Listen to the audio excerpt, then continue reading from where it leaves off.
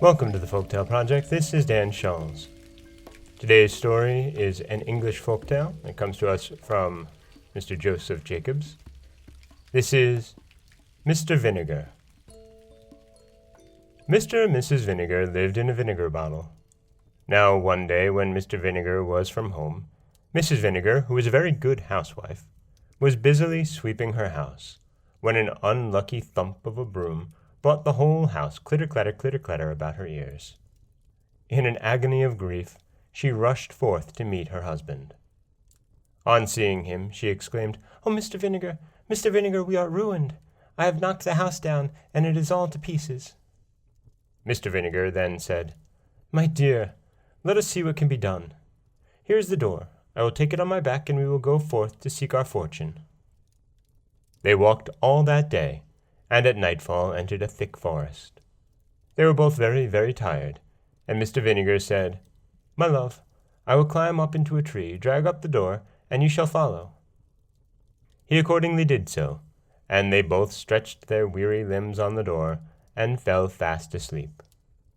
In the middle of the night, Mr. Vinegar was disturbed by the sound of voices underneath, and to his horror and dismay found that it was a band of thieves, met to divide their booty.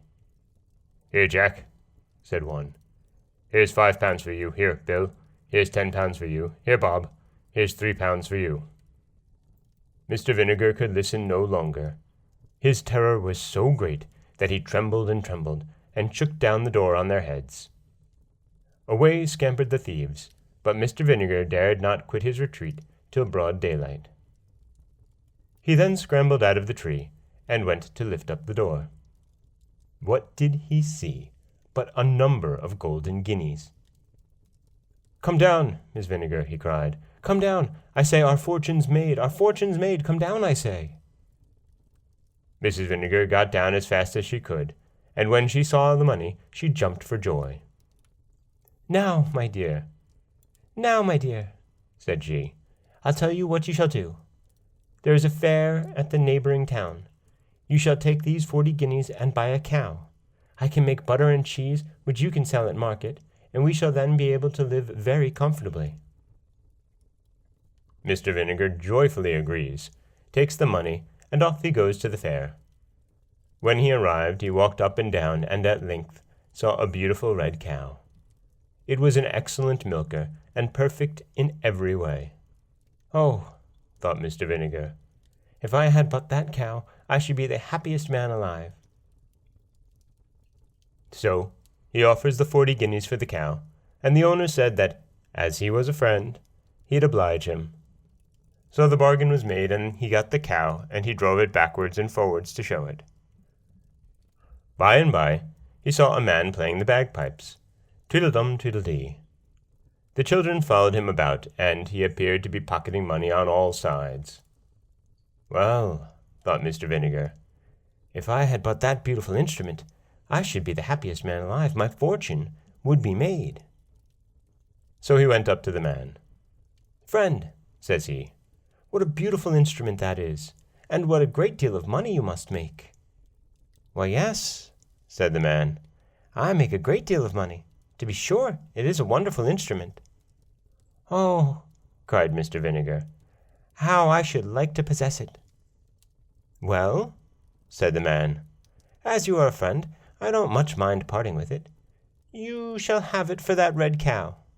"Done," said the delighted Mr. Vinegar. So the beautiful red cow was given for the bagpipes. He walked up and down with his purchase, but it was in vain he tried to play a tune, and instead of pocketing pence, the boys followed him hooting, laughing, and pelting.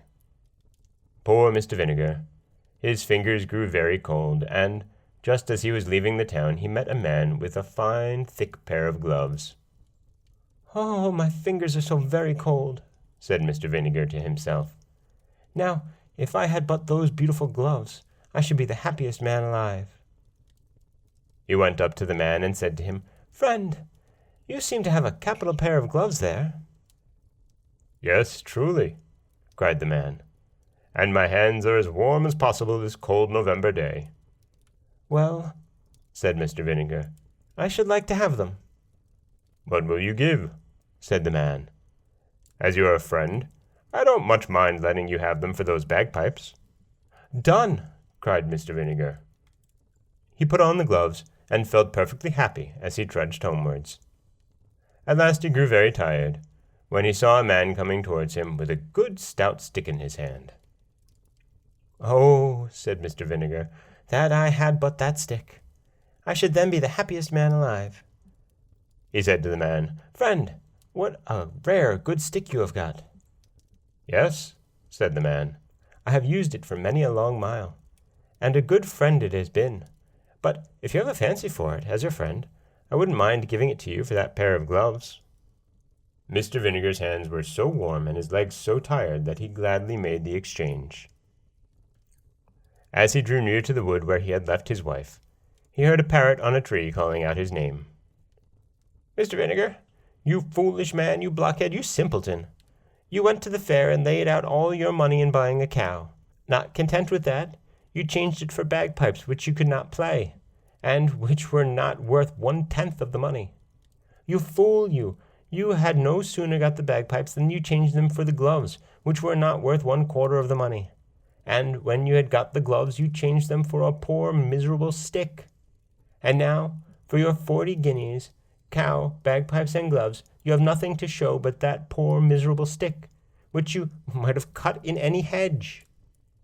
On this the bird laughed and laughed, and Mr. Vinegar, falling into a violent rage, threw the stick at its head. The stick lodged in the tree, and he returned to his wife without money, cow, bagpipes, gloves, or stick, and she instantly gave him such a sound cudgelling that she almost broke every bone in his skin. And that is the English folktale of the poor Mr. Vinegar. This is Dan Scholes for the Folktale Project. Don't forget that you can subscribe to the podcast on Apple Podcasts, Stitcher, Overcast, Google Play, anywhere that you like to get your podcasts. You can also follow us on Twitter at Folktale Project.